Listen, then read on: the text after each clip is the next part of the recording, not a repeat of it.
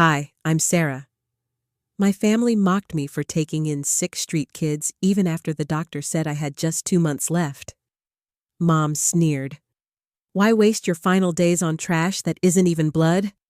Then they threw me out of my own house. But what they didn't expect was that the kids they called trash would become my legacy. And a month later, those same relatives stood outside my gate shivering, begging.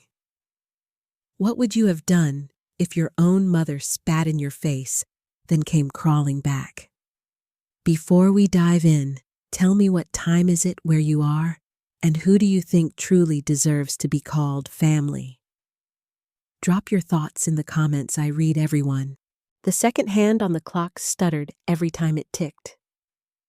I noticed that before I noticed the doctor's eyes, how they wouldn't quite meet mine. 2 months, he finally said, folding his hands together like he was bracing for impact. Maybe less. I nodded once slow. I didn't cry. I didn't even blink. Outside his window, golden leaves spun across the parking lot. October was slipping away in suburban Minneapolis. My first thought wasn't about chemo or wills or pain. It was simple. What do I do with 2 months? By the time I pulled into our driveway in Bloomington, the sky had turned to wet ash. The porch light flickered. Nobody had bothered replacing the bulb. I stepped inside, took off my shoes, and braced myself. Mom was at the dining table with a calculator and some mail. Diana, my older sister, was folding laundry while watching a cooking show. Grant, my brother, sat on the couch scrolling through his phone with one hand holding a beer in the other. I cleared my throat. Hey, can we talk for a second? They didn't look up. Not right away. I went to the doctor, I said. It's cancer. Late stage. 2 months left, they think. The room went still. Then Mom exhaled like someone had just handed her a bill she didn't want to pay. So what now, Diana said. You need us to take care of you. I stared at her. No, I'm just telling you. Well, it's not like you've got a husband to help out, Grant muttered, still scrolling. Or kids. Diana added, like it was a checklist of my failures. Mom didn't speak at first. Then, like she'd been waiting her turn, she said, We should probably start discussing who gets what. I mean, it's practical. Don't make that face, Sarah. It's just reality. She even reached for a notepad. We argued. Of course we did. Over nothing and everything. Diana called me selfish. Grant asked if I'd started a GoFundMe. Mom said if I hadn't wasted so much time playing social worker with strays and pottery, maybe I'd have something to show for my life. I didn't sleep that night, just lay on the couch with a blanket pulled up to my chin, watching headlights dance across the ceiling. The next morning, I told them I needed to get out, clear my head. Target wasn't busy. I wandered through the aisles more out of habit than need. My cart had 3 things, almond milk crackers, and a can of soup I knew I wouldn't finish. Near the self-checkout I saw them. 4 kids, dirty jackets, hollow eyes, 2 girls, 2 boys, no older than 16. The smallest one, maybe 10, was trying to sneak something into his hoodie. I stepped closer and caught a glimpse of a cracked ceramic flower pot still damp from where someone had thrown it away. Why that? I asked quietly. The boy didn't even flinch. It's still fixable, he muttered. Something cracked inside me. Not like glass, more like a door that hadn't opened in years. I paid for their groceries, ramen candy bars, a pack of socks. Didn't ask questions, just handed them the bag. They didn't say thank you. They just stared. I walked to my car. 2 minutes later, I heard footsteps. They'd followed me. I didn't know what to do, so I opened the garage and pointed inside. It's dry, I said. You can sleep here tonight? They didn't ask questions either. That night, I brought them blankets, folded towels, made a pot of soup I didn't want to eat. They didn't touch it, but I saw the oldest girl sniff it like it was perfume. Over the next few days, I learned their names. Liam, Zoe, Ben, Maya. The other 2 showed up later, Rico and Kay. Foster kids, no real homes, no one looking. I didn't ask for stories. They told me anyway. One night, I stood by the garage door watching them play cards by flashlight, and I whispered, I have 2 months. Maybe I can give them something, even just a home for a while. It felt right, until Mom found out. She stormed into the garage, mouth twisted in disbelief. Are you out of your mind? You brought street kids into my house? They're not street kids, I said. Grant stepped up behind her. What are you trying to turn your cancer into a documentary, St. Sarah's Final Days, please? I'm not doing this for show. You want applause, post it online, get some likes, but don't turn our house into a shelter. You mean my house, I said? Dad left it to all 3 of us. Mom slapped the wall. You want to die a hero? Fine, but not here. Diana chimed in from the hallway. Choose Sarah, them or us. I looked past them. The 6 kids were huddled in the shadows, not saying a word. I turned around. Then I choose them. An hour later, we were gone. 6 kids, 3 garbage bags of clothes, 1 broken flower pot carefully wrapped in a towel. I didn't even lock the door behind me. We didn't have a plan, but we had each other. And that night, for the first time, I didn't feel like I was dying. I felt alive. By the time the sky lightened, our breath had already fogged up every window in the van. I sat in the driver's seat, arms wrapped around myself, not for warmth, but to hold something inside. Grief, fear, maybe both. The kids were curled up in the back, tangled in donated blankets, one of them snoring softly. I hadn't slept. The van's metal walls trapped every shift, every sigh, every creak. Still, it was the safest we'd felt in hours. That illusion broke with a sharp knock on the windshield. I jumped. A folded paper flapped under the wiper. No overnight parking. Tow scheduled 7:15 a.m. It was 7:03. I didn't even have time to curse. I started the engine with a groan, coaxing it to life, like it was an old friend with arthritis. The kids stirred in the back. Are we moving again? One of the older boys asked, rubbing his eyes. Just a bit. We'll find breakfast soon, I said, forcing calm into my voice like it was sugar into bitter tea. I pulled into a gas station to regroup, bought black coffee and 6 muffins with the last of the crumpled bills in my coat pocket. As we sat at the plastic picnic table outside, I called a few motels nearby. Most didn't answer. One picked up a woman named Diane with a voice like gravel and grudges. $78. No pets, no noise, no mess. I hesitated, then said, We'll take it. It was barely bigger than the van. 2 double beds pushed against water-stained walls, 1 dim light over the mirror, and a heater that buzzed like a dying bee. But it was shelter. I gave the kids the muffins and left them watching cartoons on low volume. I told them I needed a quick nap. I went into the tiny bathroom, locked the door, and collapsed onto the lid of the toilet. For a moment, I just sat there staring at my hands. They didn't even look like mine anymore. Dry, cracked, trembling. I opened the bottle of pills, my daily medication. Chemolite, they'd said. Palliative, not a cure. Just time. But the refills were expensive, and food was already running low, so I skipped that morning's dose. I told myself I'd make it up tomorrow. Maybe, if I still had a tomorrow. A soft knock at the door broke my spiral. Sarah. It was Ben, the youngest. Can I show you something? I wiped my face, unlocked the door, and opened it just enough. He held up the broken flower pot from my mother's front porch. The one I had tucked into a duffel bag like it was treasure.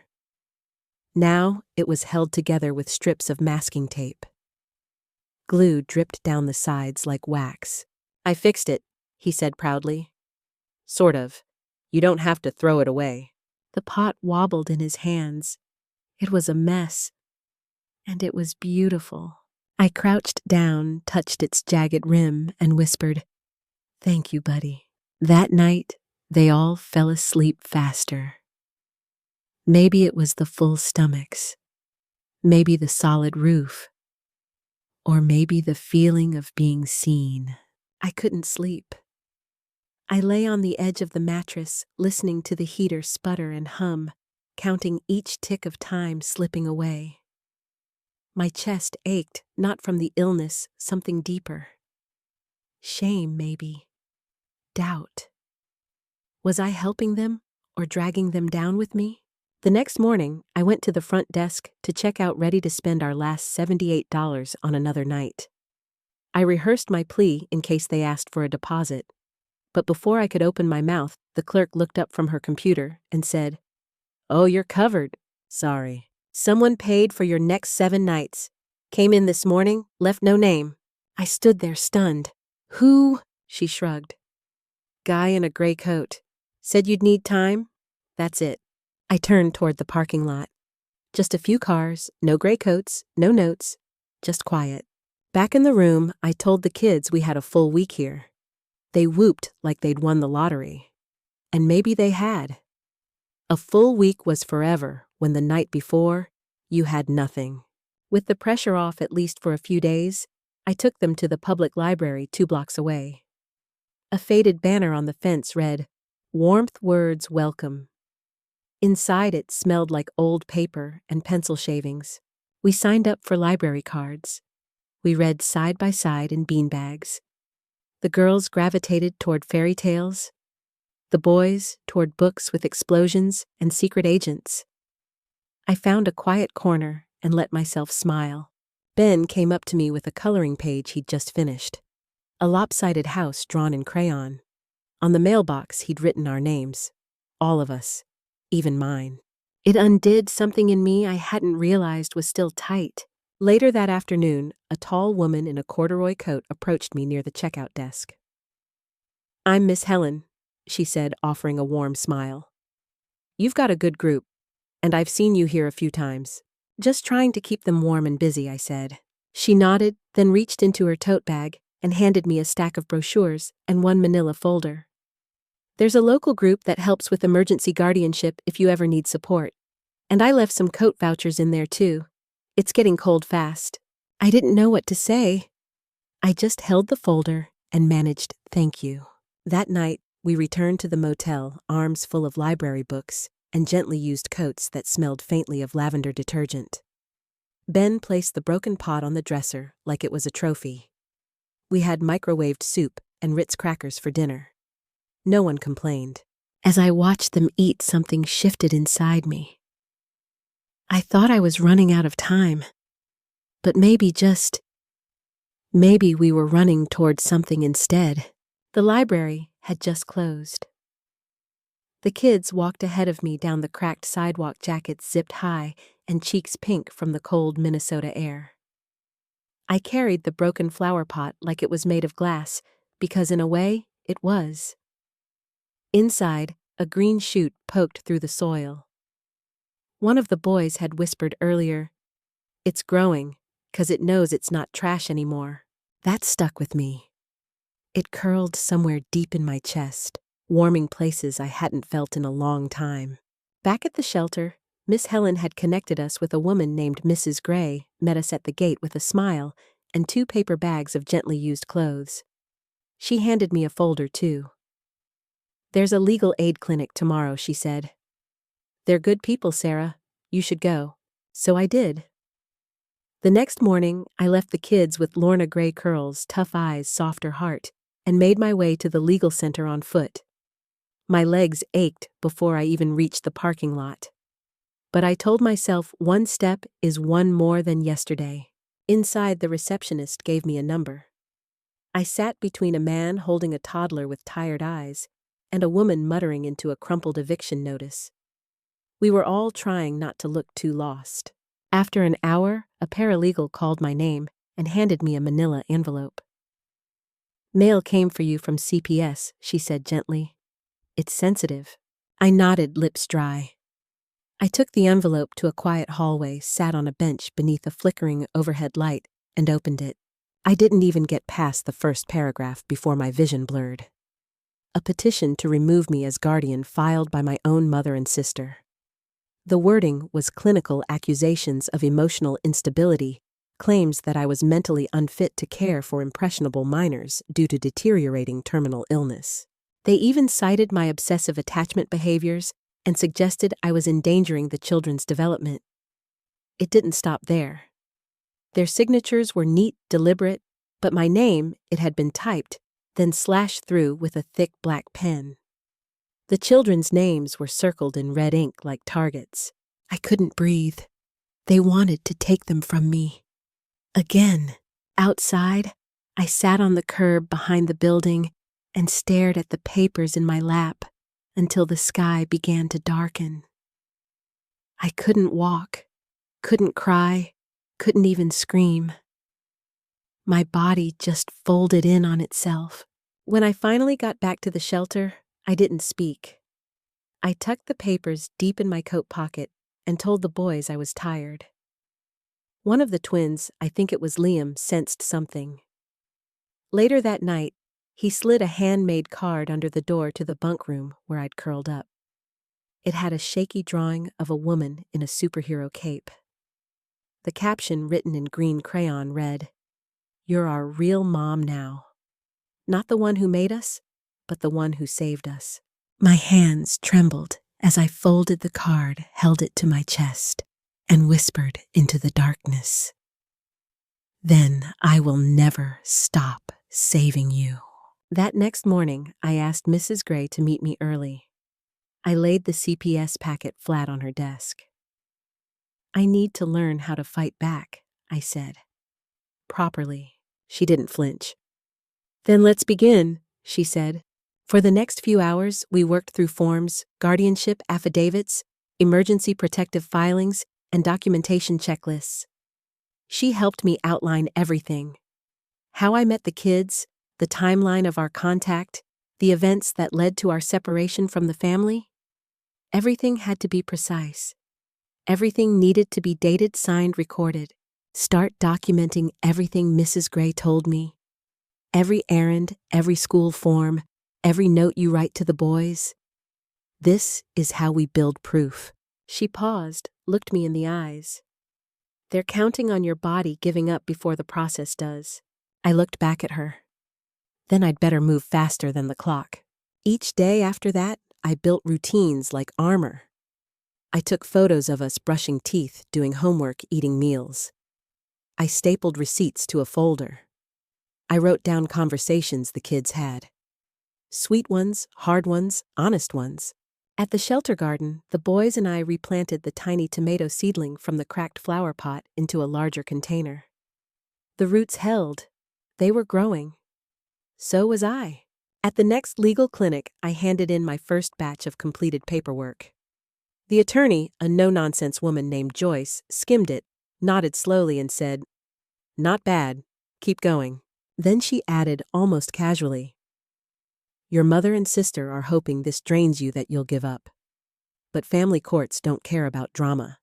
They care about documentation." I looked her dead in the eye. Good.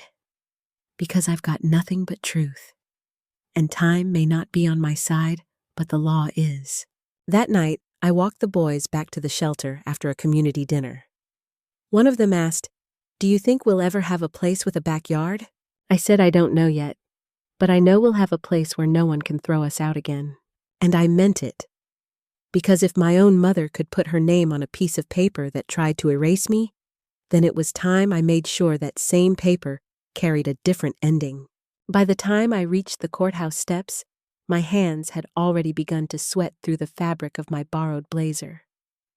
The morning air was sharp, draped in a curtain of fog, and I could feel the chill curling under my sleeves.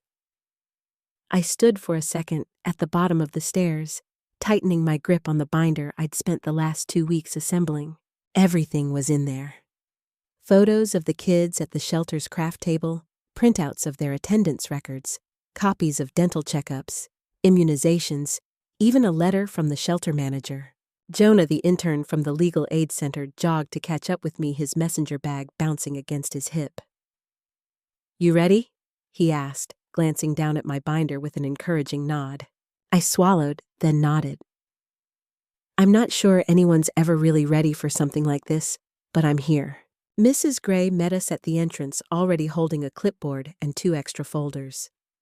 She wore her usual warm smile, the kind that steadied me in more ways than she probably realized.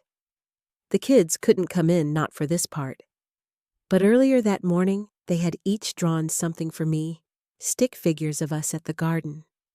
One had sketched the broken pot with a tiny red fruit dangling from the sprout. I folded their drawings and slid them between the sleeves of my binder.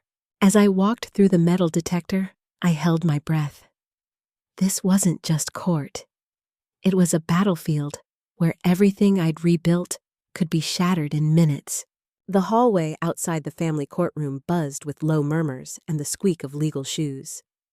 And then I saw her, my mother.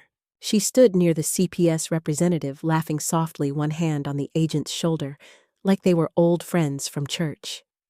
She wore her pearls, the ones she reserved for weddings and charity events. And her lipstick was the exact shade she'd worn to my high school graduation. It was all deliberate. This wasn't a hearing. It was a performance, and she came dressed for the role. Her eyes met mine briefly, and that soft smirk flickered across her face. The same one she used when I was 8 and dropped a tray at Thanksgiving like she'd always known I would fail. The bailiff called our case, and I stepped into the courtroom, heart knocking against my ribs. The judge was gray-haired, expression unreadable. She motioned for us to be seated, and I eased into the chair, smoothing the wrinkles out of my skirt as I placed my binder in front of me. Mrs. Gray gave me a small nod. "Speak from the truth, Sarah. No one can steal that." I began slowly. At first, I introduced myself, explained the timeline, how I found the children, their condition, the steps I'd taken to ensure their safety. I submitted documents carefully labeled, neatly filed. I kept my voice level, avoided emotion. That had been the hardest part of the prep, learning to remove the trembling from my words. Then it was her turn. My mother stood, her voice honeyed and rehearsed. "Your Honor?" She began, pressing a hand to her chest, like she needed the world to understand her deep concern. "My daughter has always had a soft heart, but that heart is fragile. After her illness, well, she hasn't quite been the same." She turned slightly toward me. "She's living in a fantasy, taking in strangers, playing house. It breaks my heart to say this, but Sarah is not stable." Behind her, my sister nodded solemnly, arms crossed over a crisp white blouse. "She's not being cruel," she added, directing her voice to the judge. "We're just worried. She's not well. She's using those children to fill some emotional gap." The words stung, but I kept still. Then the judge glanced down at a new sheet of paper. "We've been presented with a statement from a character witness. Pastor Reuben? Is he here?" My stomach dropped. Pastor Reuben. I hadn't seen him since the church days before my broken engagement. I remembered his booming laugh, his sermons about second chances. But now, he stood, a folded paper in his hand, eyes refusing to meet mine. "Sarah," he began, reading aloud, "was once a cherished member of our congregation. But during the period following her called-off wedding, she exhibited signs of emotional instability, withdrawal, depressive episodes, and impulsive decisions." He paused. "While I have not seen her in over a decade, I was asked to submit this statement because her behavior today reminds some of that difficult time. I simply urge the court to be cautious." He sat down. The courtroom fell silent except for the faint shuffle of the judge turning pages. I stared straight ahead. I wouldn't let my mother see me flinch. After a beat, I asked for permission to respond. The judge nodded. I stood, slowly reaching into my binder. I laid out the children's drawings first. Then I followed with the photos, the homework assignments taped to the shelter wall, the dental visit receipts, the immunization records, and finally the photo I had saved for last. I stepped forward and handed it to the bailiff. It was the flower pot. The same broken ceramic from the alley, now filled with dark soil and green stems. One tomato nearly ripe and full. "This is what a month looks like when you give something neglected a place to grow," I said. "Not because we share blood, but because I stayed.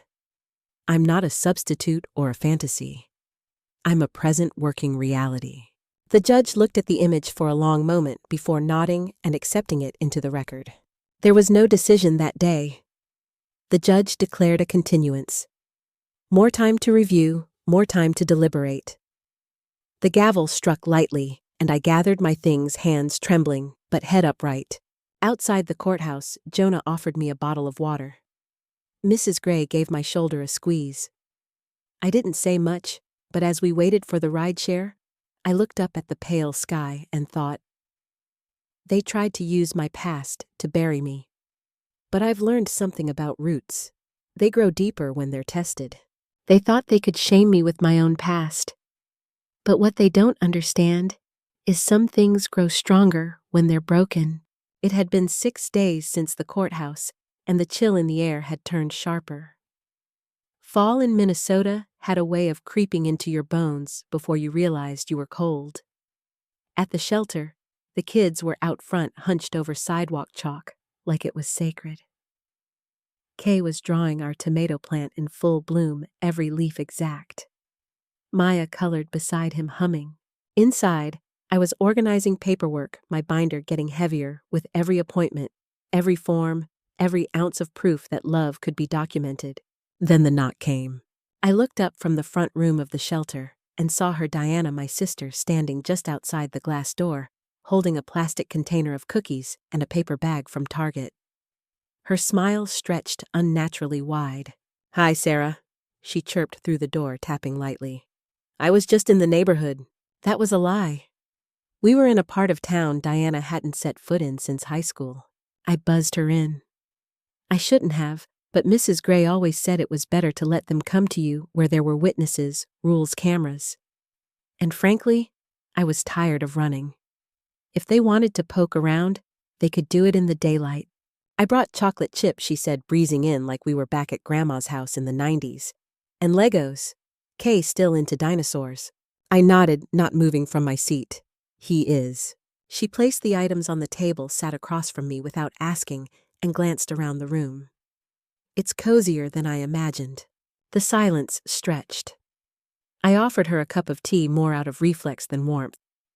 She accepted it like we were two sisters catching up over brunch, not the same ones who'd stood on opposite sides of a courtroom. Diana took a sip, then set the cup down with a soft clink.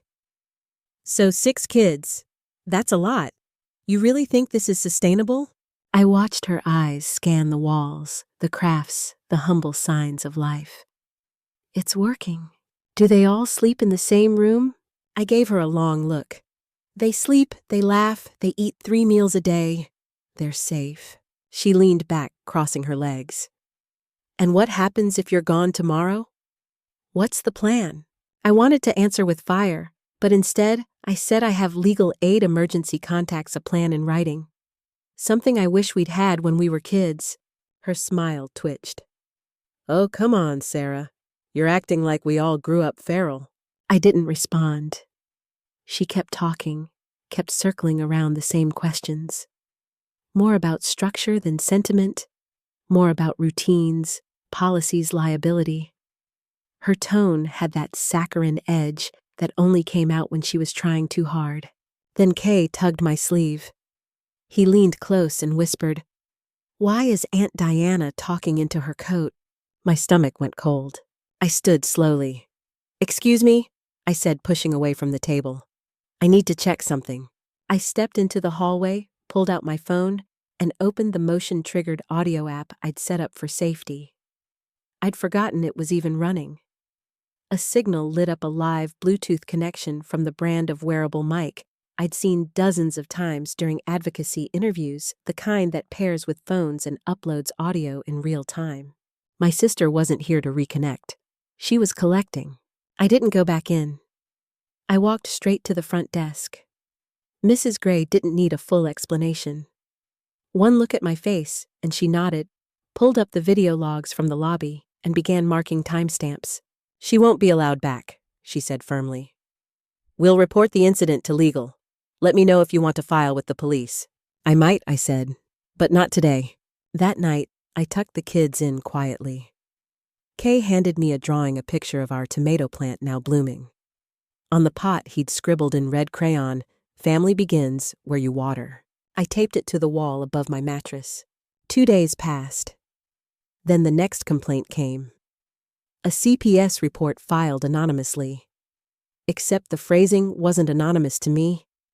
It was word for word what Diana had said over tea. Unsustainable care structure, shared sleep space, no clear plan if caregiver becomes incapacitated. But this time I was ready. I attached the shelter's security footage showing Diana fiddling with her coat and checking her phone over and over again.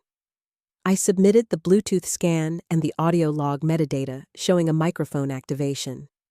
And then, with quiet finality, I filed a motion through Mrs. Gray's legal team, a formal retaliation report, and a request for a no-contact order between my family and the children.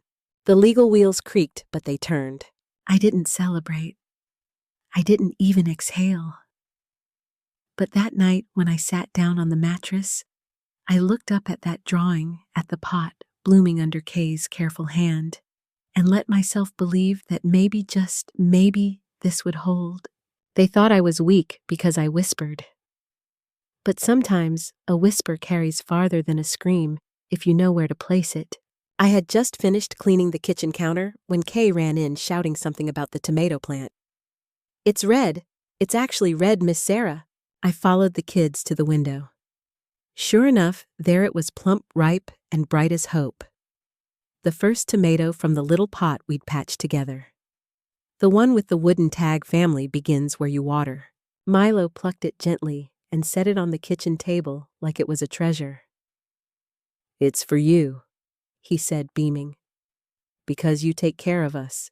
It was one of those rare moments that felt like a soft breath after weeks of holding it in. I was stirring chili on the stove, burning it slightly if I'm honest, while the kids danced around behind me. For once, we were all just loud happy. Then my phone buzzed. I glanced at the screen, Hennepin County Medical Services. My fingers went still. "Can you keep stirring this?" I asked Milo. He nodded and grabbed the wooden spoon with both hands, like a knight handed a sword. I stepped into the hallway and answered quietly. "Miss Sarah Matthews.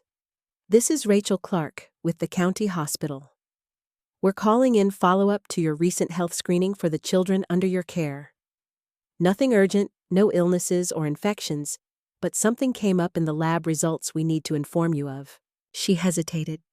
I could already feel my heart starting to pound. She continued.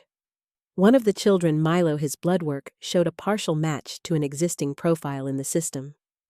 A direct match, actually." I closed my eyes. Rachel's voice softened.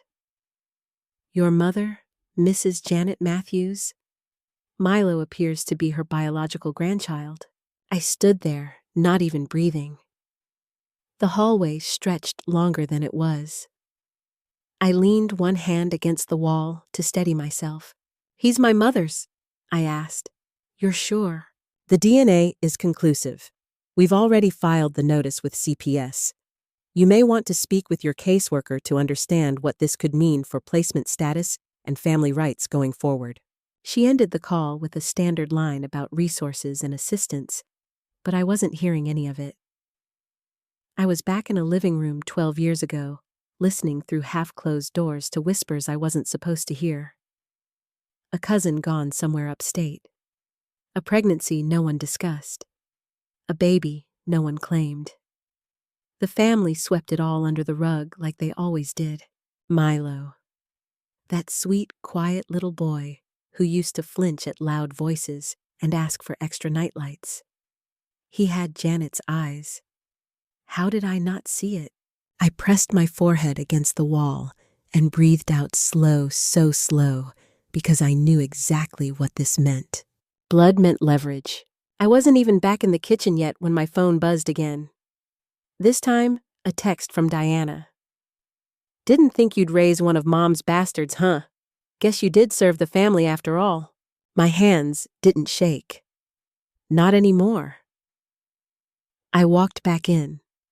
Milo was still at the stove, eyebrows furrowed, trying to stop the chili from bubbling over. "Careful," I said, gently taking the spoon from him. That's the good kind of mess.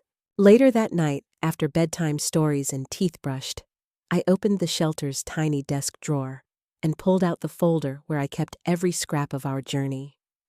Photos, finger paintings, notes scribbled in crayon. One drawing showed a house made of mismatched shapes with a heart above it. Milo had written home under it. By morning, it wasn't just rumors anymore. An official envelope arrived, thin, neat, sharp, like a paper cut. My mother's attorney had filed a petition requesting sole custody of Milo. Their claim, in the best interest of biological family reunification. It was dressed up like virtue, like grace, but I could see right through it. This wasn't about love. It was strategy. Another way to yank the rug. They didn't want Milo. They wanted a piece of me. I called Milo's social worker that same afternoon. I didn't cry. I didn't plead. I told her what I'd learned, the call, the test. And then I laid out what she didn't know. That the boy they now called blood had arrived into my life trembling and silent, that I had spent nights rocking him through nightmares, learning which songs soothed him and which foods he'd hide in his pockets, just in case. I handed over the folder. He chose me, I said, my voice low and clear. Before I ever knew a thing about DNA, the social worker flipped through the papers. Her expression didn't change, but she nodded once, slow, meaningful. She asked, "Do you want to submit a response?" I looked her in the eye. I didn't take these kids in to win a fight, I said. But if they make this a war, I'll be the one still standing at the end. The rain had stopped, but the clouds hadn't moved. They hung low over the courthouse like bruises refusing to heal. I stepped through the front doors with Jonah beside me, both of us damp from the walk-in. The scent of wet concrete clung to my coat, and the weight of everything else followed behind, like a shadow. Courtroom C9 was smaller than I imagined, the kind of place you blink and miss. Still, the silence inside was loud. Chairs creaked, paper shuffled. A bailiff yawned into his fist. I sat at my table alone. No designer briefcase, no paralegal whispering notes. Just Jonah, who handed me a folder of school reports and crayon drawings and gave my arm a squeeze like I was a soldier going into battle. Across from me, my mother entered with all the pageantry of a politician. Hair set, coat tailored, and beside her a man in a slick suit whose tie probably cost more than my car. My sister followed in pristine ivory like she'd mistaken the custody hearing for a wedding. She didn't look at me, just smirked at the back wall. The judge called us to order. The sound of his gavel cracked like thunder on old wood.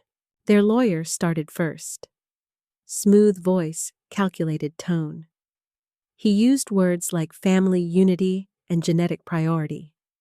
He said, "It is in the best interest of the child, Your Honor, that he be placed with blood relatives." I sat still, let him finish. Then I opened the folder and began. I showed school reports Milo's steady progress from a silent, withdrawn child to one who now read aloud at bedtime. I passed over drawings of our garden, our kitchen, his favorite blue bowl. I told the judge about the nightmares that had stopped. The first time he sang, the way he now reached for hugs without hesitation. I didn't raise my voice. I didn't argue. I just told the truth. And still, I could see it in the judge's eyes. Hesitation. Then, right as their lawyer leaned forward with one final appeal, the door at the back creaked open. Heads turned.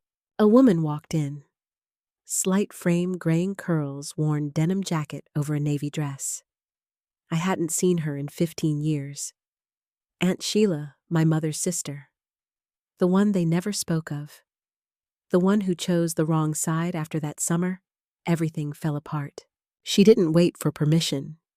She stepped forward like she belonged there. "Excuse me," she said to the judge. "I'd like to speak if the court allows." My mother gasped. My sister whispered, "You've got to be kidding me." But the judge looked at her, then nodded once. "Go ahead." She walked up to the witness box and took a breath. Her voice was soft, but didn't tremble. "Milo is the son of our niece. Her name was Laura. She was 17 when she got pregnant. Our family didn't handle it well. My sister, She glanced coldly at my mother, sent her away, told the neighbors Laura went to boarding school. Truth is, she was hiding in my spare bedroom for 6 months. The courtroom had frozen. She gave birth to Milo alone, Aunt Sheila continued. She wanted to keep him, begged for help, but the pressure was too much. One day she vanished, left a note that said, "He deserves better." A week later, Milo was found alone at a train station. The silence in the room was deafening. Even the bailiff had stopped shifting. "She didn't leave him by accident," Sheila said. "She left him because she had nowhere to go and no one willing to stand beside her. Except this one." She turned her eyes to me. "Sarah didn't just find him. She saw him. Something none of us did. Not even his own blood." I gripped the bench in front of me. My hands ached, but I didn't let go. My throat burned, but I stayed quiet.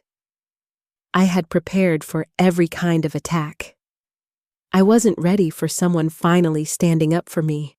The judge didn't say much, just a few notes. "Then this hearing will reconvene in 2 weeks. Until then, all arrangements remain as is." My mother stood slowly, her face pale. My sister said nothing. Their lawyer whispered furiously. I gathered my things without looking at them. Out in the hallway, the air smelled cleaner, like wet leaves, and a second chance. Milo was waiting near the steps. When he saw me, he didn't ask how it went. He just ran and wrapped his arms around my waist face, buried in my coat. I held him forehead against his and let the quiet carry the weight. On my lapel, pinned just above my heart, was a tiny tomato from the plant in our windowsill. Red, ripe, and real. You can spend your whole life begging your family to see you, or you can build a new one that already does. That's what I kept telling myself as I watched Milo race ahead of me on the sidewalk, his backpack bouncing behind him. He stopped, turned, and grinned at me, holding the door open, like he'd seen gentlemen do in old black and white movies. "After you, ma'am," he said, mimicking a southern drawl. I laughed, stepping inside the shelter's kitchen, where Kay was elbow-deep in flour, and Mrs. Gray was humming along to Bing Crosby on the tiny counter radio. It smelled like cinnamon and orange peels, the kind of smell that made you forget just for a while that outside these walls, the world wasn't always kind. The morning unfolded in quiet warmth. The kids helped me organize the pantry, lining up cans by size, dusting off shelves, wiping jars with oversized oven mitts. Even the smallest ones pitched in, stacking crayons and glue sticks in a shoebox labeled crafts. Milo taped a paper snowflake to the fridge and stood back to admire it like a museum curator. "Hey," Kay said, pulling something from his hoodie pocket. "So the tomato plant doesn't freeze." He wrapped his old red scarf gently around the pot, tying it like a child tying a superhero cape. I looked at that little plant, barely knee-high, its single tomato almost ripe, and something swelled in my chest. We weren't perfect. We weren't blood. But we were something. Maybe something better. That night, after cocoa and bedtime books, I turned off the last light and crawled into bed with a soft exhale. I was exhausted in the best way. Bone-tired, but peaceful. At 2:41 a.m., I sat straight up. Sirens no. Screams first. Alarms shrieking right into the pit of my stomach. The hallway outside my room was already hazy. I couldn't see the end of it. Just shadows moving fast, and the glow of orange flickering against the wall like a living thing. My bare feet hit the floor. I grabbed the emergency bag and flung open doors, shouting names. Kay, Milo, Maya, Zoe, calling out until I heard their voices shout back. The drills we'd practiced weren't drills anymore. They were real. This was real. Mrs. Gray was already herding the toddlers through the side exit. I scooped up Maya and ran behind them. Milo was coughing, clutching his stuffed raccoon, his eyes wide and wet. I picked him up too, even as my arms screamed from the weight, and shoved open the final door with my shoulder. Outside, the air was cold and sharp. I collapsed onto the sidewalk, still holding them both. Behind me, Flames chewed through the kitchen windows like teeth. One of the firefighters yelled to move back. I couldn't. Not until I saw all the kids. Not until I counted heads and saw Kay with soot on his cheeks wave at me from behind Mrs. Gray's coat. We were safe, but the house was not. By dawn, only the frame of the common area remained standing. The pantry, everything we'd organized, every carefully placed label and stack of granola bars gone. The girls' room was blackened beyond recognition. A section of the roof had caved in, and the faint smell of gasoline still hung stubbornly in the air. 2 days later, the fire marshal returned. His face was grim. It wasn't an accident, he said, eyes scanning the wreckage. It started from outside. North wall. Accelerant was used. I didn't say anything. I just nodded once. Then came the footage. A security camera perched near the old supply gate, rarely checked, mostly forgotten, captured a car pulling up at 2:30 a.m. The headlights went off. No one stepped out on film, but the license plate was clear. It was my mother's. There was no footage of her lighting a match, no close-up of her with a gas can. But the implication didn't need subtitles. She was parked there, Jonah confirmed, after reviewing the tape 11 minutes before the fire started. I didn't cry. I didn't shout. I didn't call her and demand an explanation. Instead, I filed a restraining order. The officer who took my statement asked if I was sure. Yes, I said, I'm sure. Then I pulled out an old contact card from my wallet, a journalist I'd mentored back in college. I hadn't spoken to her in 6 years, but I remembered her promise the day she graduated.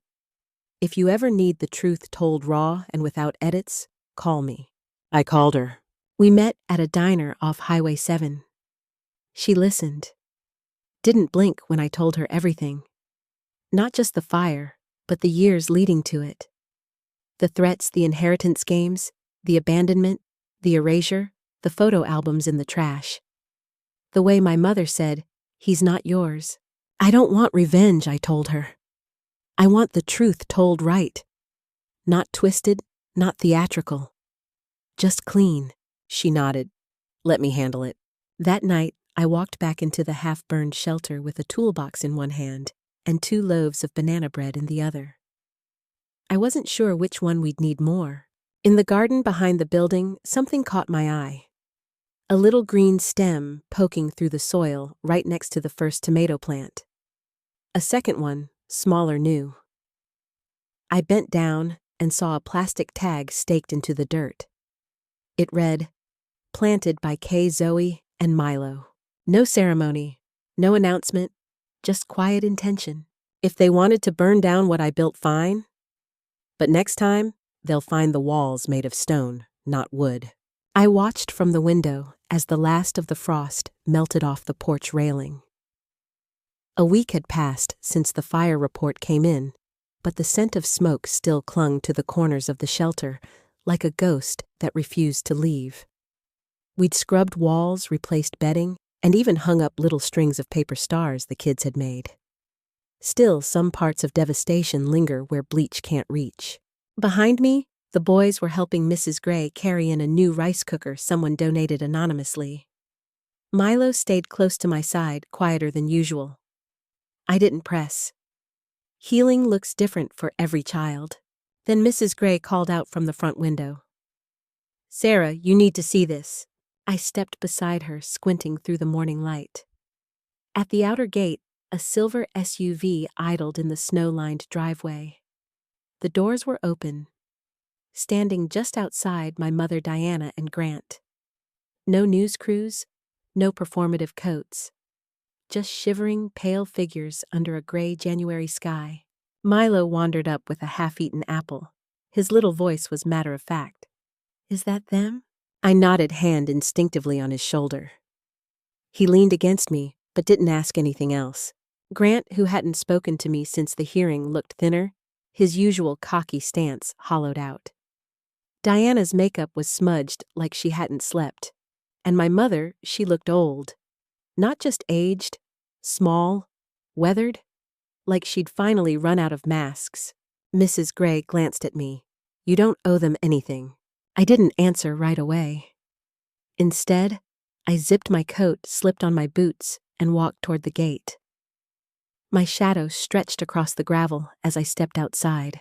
They stayed frozen in place as I approached, like people unsure if they were welcome or trespassing. I didn't say a word. My mother broke first. "Sarah," she said, voice cracking. We've lost everything." I said nothing.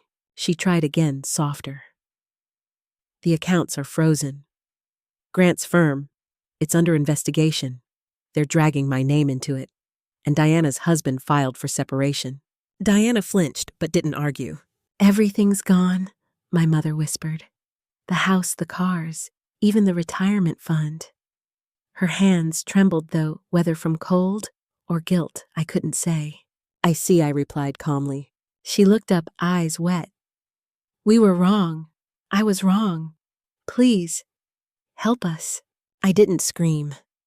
Didn't ask why now. Didn't demand apologies that would only ring hollow. Instead, I reached into my coat and pulled out a sealed envelope.